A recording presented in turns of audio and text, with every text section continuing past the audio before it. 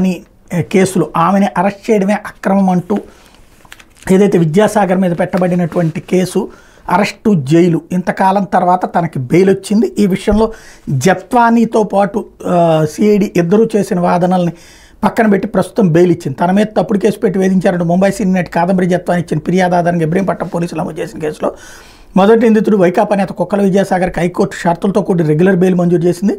విజయవాడలోని 3వ అదనపు చీఫ్ జ్యుడిషియల్ మ్యాజిస్ట్రేట్ కోర్టులో 50,000 విలువైన వ్యక్తిగత బాండ్తో పాటు 2 పూచికత్తులు సమర్పించాలని నిందితుడు స్పష్టం చేసింది. 3 నెలల పాటు 1-15 తేదీలో ఉదయం 10 నుంచి మధ్యాహ్నం 1 గంట మధ్యలో ఏదైతే లేదా అభియోగపత్రం దాఖలు చేసే వరకు దర్యాప్తు అధికారి ముందు హాజరు కావాలని విద్యాసాగర్కి షరతు విధించింది. ఎప్పుడు కోరితే అప్పుడు దర్యాప్తునికి అందుబాటులో ఉండాలని పేర్కొంది.